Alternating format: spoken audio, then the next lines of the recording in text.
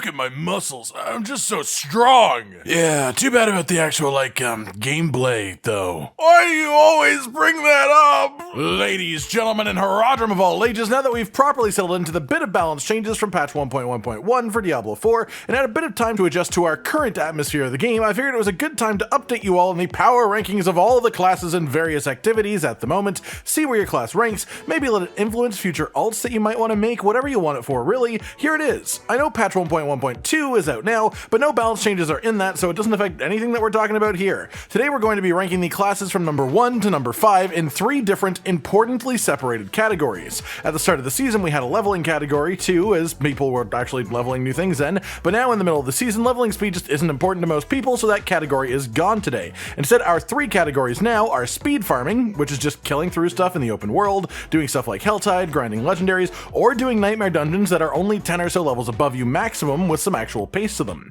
Those types of activities are things that you'll just most commonly be spending your time doing, really. Then we have nightmare dungeon pushing, which is specifically pushing high-end nightmare dungeons, going for things like a tier 100 clear most notably, so essentially just the raw high-end ability to maximize both offense and defense enough to complete one of those without issues. This category will be weighed a bit harder in the overall rankings, as of course it is probably the most important one. Then we have the third category, which is single target damage. The most notable activity where this matters is Uber Lilith. It always has been, but we now also have the Varshan fight, which we can farm for gear as a single target encounter too, so our activities in this category have basically doubled this season. And also I guess there's single target whenever you do bosses in a nightmare dungeon, but you wouldn't change your build to do the boss of a nightmare dungeon. That would be absolutely terrible to actually function with. I guess you could also argue world bosses too, but who makes a build around a 6-hour timer 2-minute activity? Maybe if we had build loadouts, but that's a separate conversation entirely. That said, let's get into the ratings with our first category, speed farming. Number 5 at the bottom here is going to be Barbarian. Barbs have been on a real wild roller coaster through the lifetime of Diablo 4 so far. At the start, Whirlwind was the most busted thing in the entire game until it got nerfed. Then it was still pretty good. Then people discovered Hammer of the Ancients builds, and they were really strong, and then those got nerfed as well. Well, I mean, technically they got fixed, but still. Now there's a new dual swing Barbarian build popping up recently, but as far as speed farming, the king for Barbarian is still Whirlwind, which is still in a really solid spot realistically. The only issue is that this build has a somewhat limited move speed due to the nature of Whirlwind. Sure, you can spin while you're moving, but you can only move so fast. You don't have movement abilities, you don't have particularly fast movement speed because Whirlwind also slows you down. So while it is good at clearing this content out and doing it relatively speedily, it is technically physically the slowest on the list. Number 4 is going to be Druid, which might be a bit of a controversial choice, but to put it simply, there is really just a last place for this category. Then everything else is sort of just a big clump that you could argue around the order a fair bit. I've got Druid 4th because the speed farming king build for Druid is simply a different build than the pushing and single target build. Simple as that. It's still stupidly good. Druid has speed farming builds. Druid has incredible speed farming builds, but the fastest speed farm build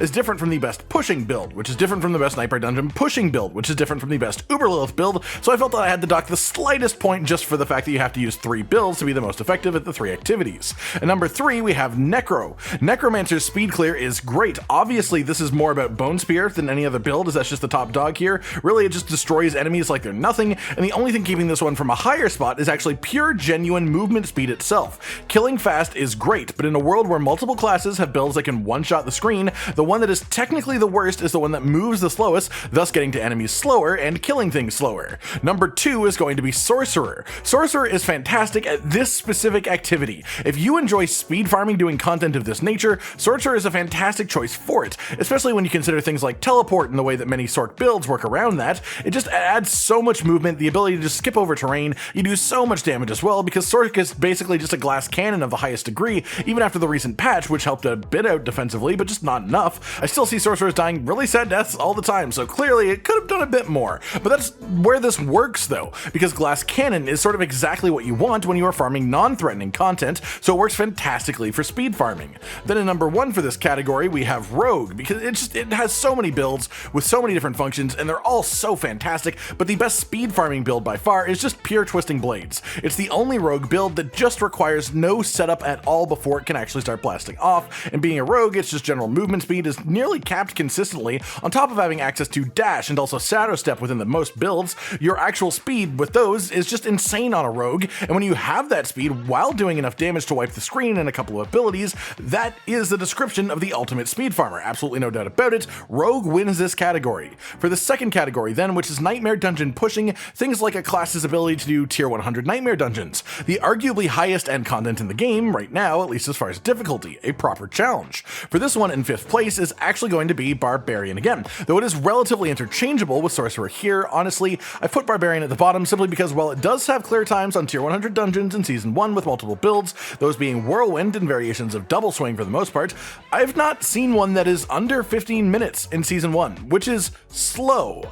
There's nothing wrong with completing a tier 100 slowly. If you're able to complete a tier 100, that's impressive all on its own. But when we are comparing between all the classes who all are able to clear a tier 100, the two biggest questions are how comfortable is it and how long did it take? Barb did not seem overly comfortable to kill it in that time, nor was it overly fast by any means. Number 4 is Sorcerer, which I actually find quite interesting, but the reason is pretty straightforward. I just mentioned the two main things if all classes can clear tier 100s is how fast and how comfortable. Well, the Sorcerer managed to clear a tier 100 Nightmare Dungeon at level 89 while playing around Hydra and just trying to stay out the way, which is an incredibly impressive feat, maybe slightly smudged by the use of a conduit shrine on the boss, but incredibly impressive nonetheless. And of course, if you can do that at level 89, you can do it at level 100. But when you think about the Sorcerer experience though, honestly, yes, level 89 is a lot like level 100 in that they still die way too easily in a tier 100 dungeon either way. As I said in the speed farming section, they're just built as glass cannons. They do so much damage that they can clear a tier 100 Nightmare Dungeon really quickly at level 89,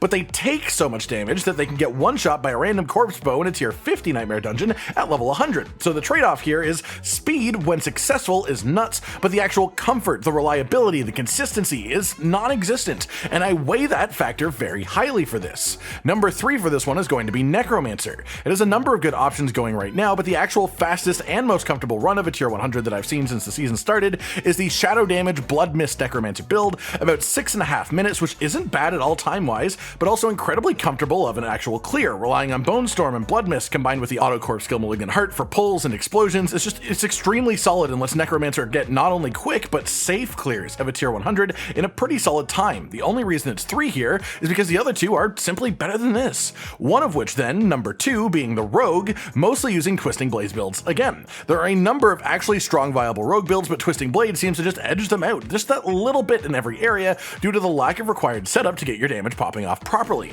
I will say straight up here that Rogue is the fastest time I have seen from my research at a 4 minute 20 seconds blazing fast smoking hot speed, but the comfort level is a bit lacking for my personal liking.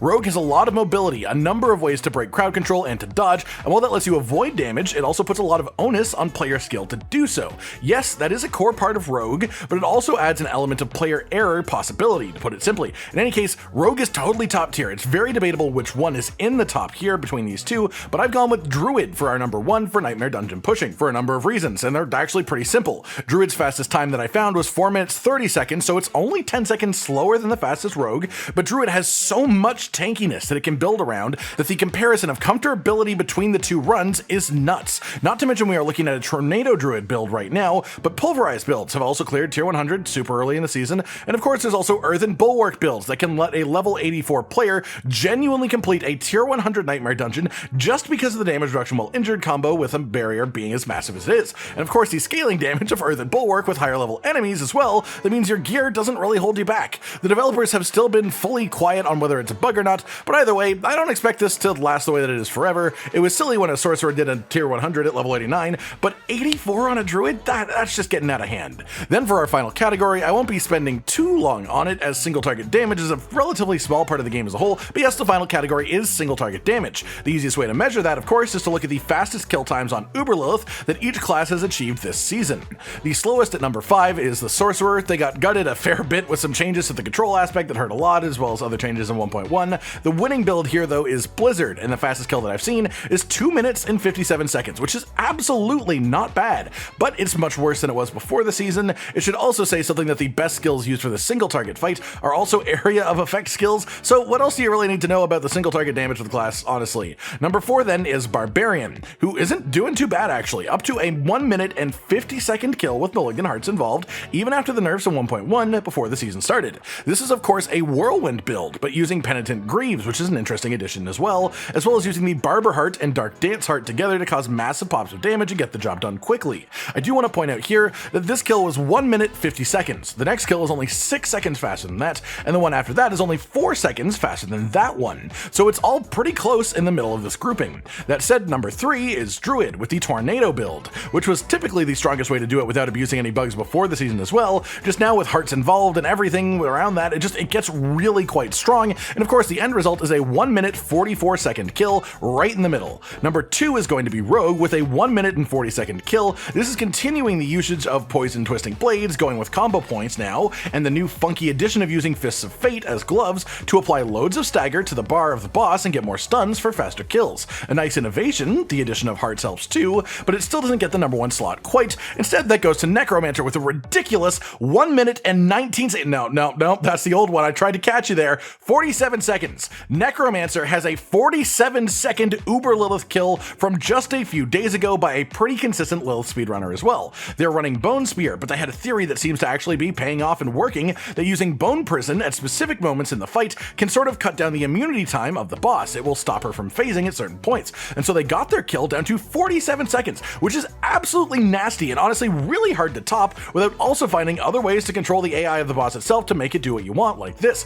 It's really genuinely impressive for sure. Finally, then with all of that, let's just go over quickly the average ranking between all of them. I'm going to weigh pushing higher tier Nightmare Dungeons more than the other 2 categories, as that is where this type of stuff matters most to the average player, and so the end result is going to be Barbarian in the 5th slot, Sorcerer in the 4th slot, Necromancer in 3rd place, even though its Uber Lilith showing was absolutely sublime, Druid in 2nd place, mostly just killing it because of build variety, allowing them to have good choices for every activity type, and then Rogue in 1st place above all. The speed leveling is incredible, the literal speed of Rogue is unmatched really, the pushing power is nuts, very strong, requires a fair bit of player skill to work, but it has an insane skill ceiling as a result of that. Then 2nd place on Uber Lilith as well, just for the cherry on top. That's it then, that is the class rankings as of this moment in Season 1 for Diablo 4. I hope you've enjoyed this breakdown, and hey, if your class has fallen behind a little bit in these rankings, clearly that just means it's time to flex your chops, break some of those records, make new builds, and make it fun for everyone, right? Like if you like the video, subscribe to the notification bell for more, and most importantly, ladies and gentlemen, until next time, stay sweet. Josh, Cotton, and Hollow with the videos, dropping the humor like a hammer on your tippy toes, bringing entertainment on a daily arrangement to take our insanity and turn it into entertainment. Yes, I said entertainment twice, to reiterate that it is nice to look into your faces on a mostly daily basis when you let us in your homes to make the whole world a stage. Goodbye.